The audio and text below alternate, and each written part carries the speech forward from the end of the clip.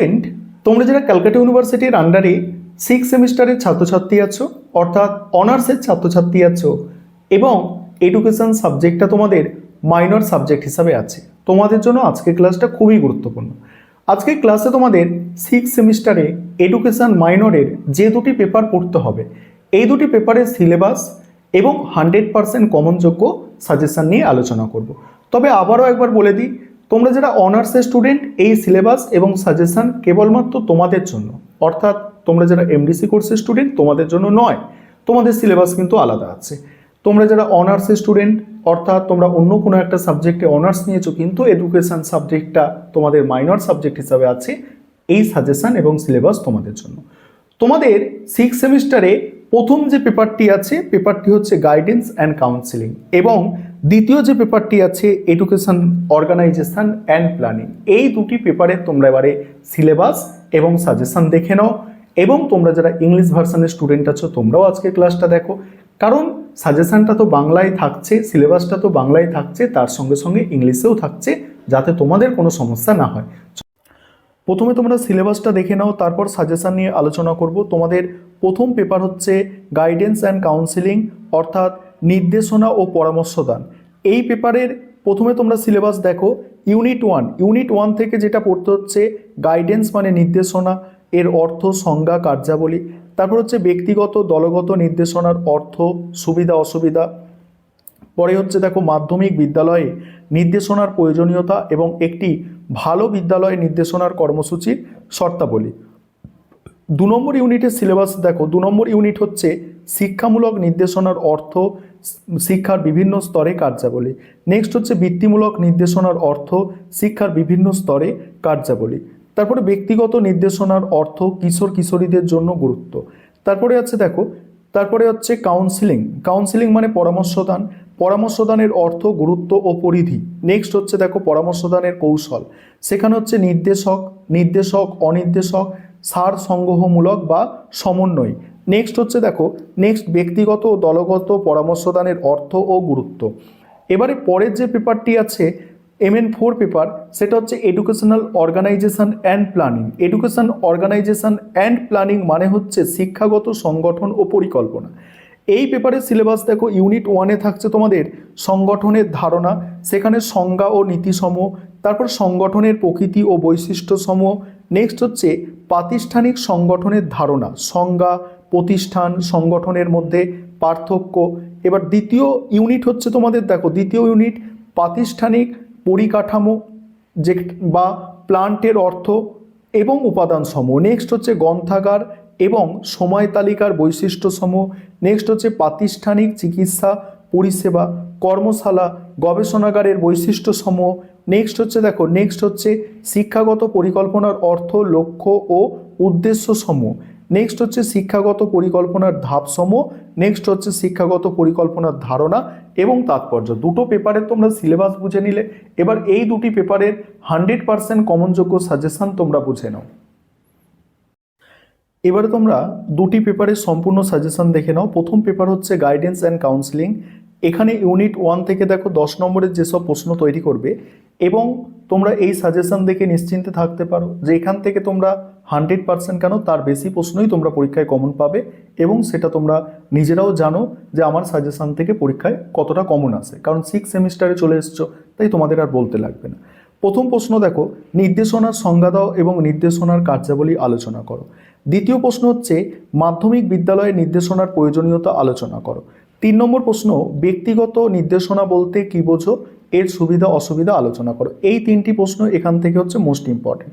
দেখো এখানে ইউনিট 1 থেকে এই 3টি প্রশ্ন, 10 নম্বরের এই 3টি প্রশ্ন হচ্ছে মোস্ট ইম্পর্টেন্ট প্রশ্ন, অর্থাৎ তোমাদের জন্য এগুলো খুবই গুরুত্বপূর্ণ। এবার একটা জিনিস এখানে না বললেই নয়, দেখো কোনো একটা ইউটিউব চ্যানেল আছে, আমার থেকে একটু কম সাবস্ক্রাইবার হয়তো হবে তার, সে কি করবে, এই 3টে প্রশ্ন তুলে নেবে এখান থেকে, সাজেশন থেকে এই 3টে প্রশ্ন তুলে নেবে। সে সিলেবাস জানুক না জানুক, সাজেশন থেকে 3টে প্রশ্ন তুলে নিল, তুলে নিয়ে বলছে কি যে আমার সাজেশন কম সাজেশন, দেখো 3টে প্রশ্ন করলেই তোমরা কমন পাচ্ছ। হ্যাঁ, 3টে প্রশ্ন তো আমি বলছি, এই 3টে প্রশ্ন ওই জন্য সাজেশনের প্রথমের দিকে রাখা হয়েছে। সে আবার সেগুলোকে তার প্রশ্ন, অর্থাৎ তার হচ্ছে মাস্টার সাজেশন এরকমভাবে চালাচ্ছে। এবং তোমাদের দেখবে পরীক্ষার সময় আমি 10টা ভিডিও 8টা ভিডিও আপলোড করতে হচ্ছে, কারণ বিভিন্ন মানে স্টুডেন্টের মাইনর আছে, সিসি পেপার আছে, এই সব পেপারগুলো নিয়ে অনেক তো সাজেশনের প্রয়োজন পড়ছে।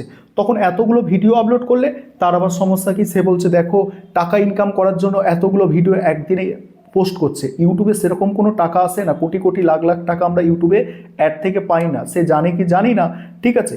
কিন্তু সে যে 10টা ভিডিও আপলোড করবে বা 5টা ভিডিও আপলোড করবে তার তো ক্যাপাসিটি থাকা দরকার। সে সিলেবাস জানে না, সে এখান থেকে একটু টুকবে, সেখান থেকে একটু টুকবে, তারপর ভিডিও তৈরি করবে। তো সেখানে তো তার লেট হবে, যে একজনের থেকে টোকা ভিডিও। আর আমরা কি করছি, সিলেবাস জানি, এই কোশ্চেনগুলো আসতে পারে এখান থেকে, একটা অভিজ্ঞতা আছে, বলে দিলাম।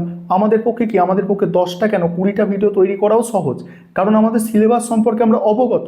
যে সিলেবাস জানে না, টুকে টুকে আসছে, এখান থেকে একটু টুকছে, সেখান থেকে একটু টুকছে, তার পক্ষে এগুলো সম্ভব নয় করা, ঠিক আছে। তোমাদের বলতাম না, কিন্তু তোমাদের পরীক্ষা যেহেতু হয়ে গেছে, এই বিষয়গুলো তোমাদের জানার দরকার আছে, ঠিক আছে। কারণ এগুলো না জানলে একটু অসুবিধা আছে। তোমরা অনেক দিন ধরে আমি এগুলো সহ্য করছি, তোমরাও জানো সেটা, অনেক দিন ধরে সহ্য করছি, তবে আর সহ্য করব না। আমার বিরুদ্ধে সমালোচনা হলে আমিও তাকে মানে ছাড়বো না বা ছেড়ে কথা বলবো না, আমিও তার বিরুদ্ধে বলতে থাকবো এইবারে। যাই হোক, দেখো পরের প্রশ্ন কি আছে, দেখো দলগত নির্দেশনার সংজ্ঞা দাও, একক নির্দেশনার সঙ্গে এর পার্থক্য আলোচনা করো, দলগত নির্দেশনার সুবিধাগুলি ব্যাখ্যা করো। তারপরে কি আছে দেখো, তারপরে আছে একটি উত্তম বিদ্যালয় নির্দেশনার কার্যক্রমের জন্য প্রয়োজনীয় উপাদানগুলি আলোচনা করো। 5 নম্বরের প্রশ্ন এখান থেকে করতে হবে, নির্দেশনার কার্যাবলী উল্লেখ করো। নেক্সট হচ্ছে একটি ভালো বিদ্যালয় নির্দেশনা কর্মসূচির জন্য প্রয়োজনীয় উপাদানগুলির নাম উল্লেখ করো। নেক্সট হচ্ছে দলগত নির্দেশনার 5টি সুবিধা উল্লেখ করো। নেক্সট হচ্ছে দেখো ব্যক্তিগত নির্দেশনার সুবিধা অসুবিধাগুলি লেখো। তারপরে আছে দেখো মাধ্যমিক শিক্ষান্তরে নির্দেশনার প্রয়োজনীয়তা সংক্ষেপে লেখো। দেখো এখানেও 3টে প্রশ্ন হচ্ছে গুরুত্বপূর্ণ, ঠিক আছে, এই 3টে প্রশ্ন হচ্ছে গুরুত্বপূর্ণ। তারপরে তোমাদের ইউনিট টু দেখো, ইউনিট 2 10 নম্বরের প্রশ্ন। এখানেও 10 নম্বরের প্রশ্ন দেখো, আমি এখানে 10 নম্বরের প্রশ্ন 3টে গুরুত্বপূর্ণ দিয়েছি। তো এইগুলোই সমস্যা, যে এই 3টে প্রশ্নই তুলে নিয়ে বলবে দেখো আমার সাজেশান হচ্ছে খুব সংক্ষিপ্ত সাজেশান। আরে সংক্ষিপ্ত নয়, ওটা অন্যজনের টোকা সাজেশান, সেটা তো জানতে হবে। ছাত্রছাত্রীরা সবই জানে, তারা 6 সেমিস্টারে পড়ছে, 5th সেমিস্টারে পড়ছে, জানে না? আর এটা তো অনার্সের ছাত্রছাত্রীরা দেখছে ভিডিওটা, তারা সবই জানে।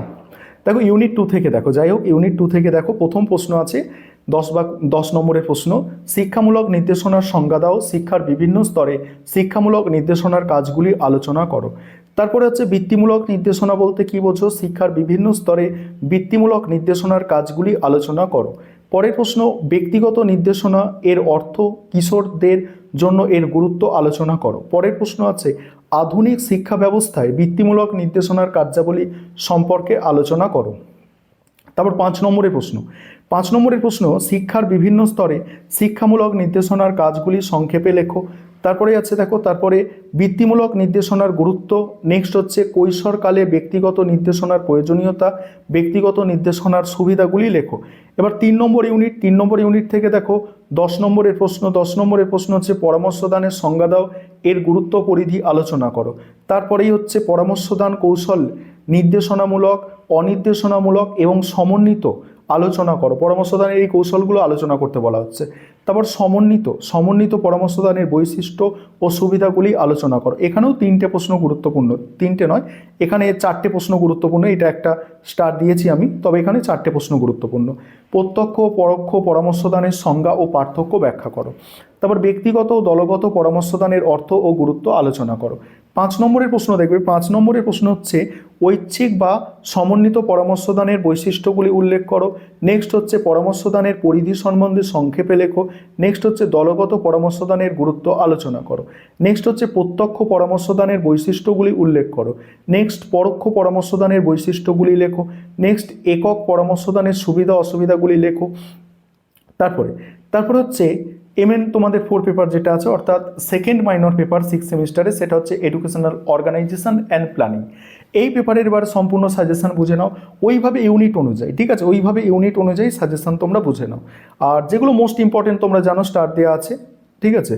এখানে 10 নম্বরের প্রশ্ন দেখো, 10 নম্বরের প্রশ্ন হচ্ছে শিক্ষা সংগঠন বলতে কি বোঝো, শিক্ষা সংগঠনের ধারণাটি প্রকৃতি আলোচনা করো। নেক্সট হচ্ছে বিদ্যালয় সংগঠন বলতে কি বোঝো, বিদ্যালয় সংগঠনের বৈশিষ্ট্যগুলি বিস্তারিত আলোচনা করো।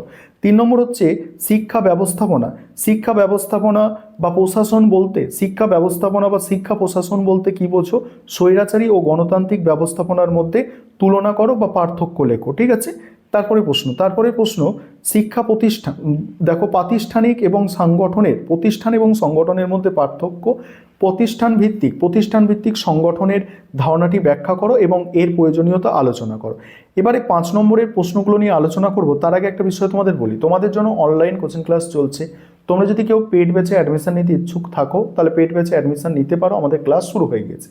এবং তোমরা যদি কেউ স্টাডি মেটেরিয়াল পারচেস করতে চাও, আমাদের স্টাডি মেটেরিয়ালও রেডি আছে, তোমরা স্টাডি মেটেরিয়াল পারচেস করে পড়াশোনা শুরু করে দিতে পারো। ঠিক আছে, একটা বইয়ে অনেকগুলো পেজ থাকে, আর আমাদের স্টাডি মেটেরিয়ালে 60 থেকে, খুব বেশি হলে 60 থেকে 70টা পেজ ছোট প্রশ্ন আছে এতে, 60 থেকে 70টা পেজ, আর একটা বইয়ে 200, 250, 300 পর্যন্ত পেজ থাকতে পারে। তাহলে তোমরা একটা, এই কম সময়ের সেমিস্টার, তোমরা একটা মানে বই পড়বে নাকি একটা স্টাডি মেটেরিয়াল পড়বে, কারণ তোমাদের অনার্স পেপারও পড়তে হয়, সেটা তোমাদের এবারে চয়েস।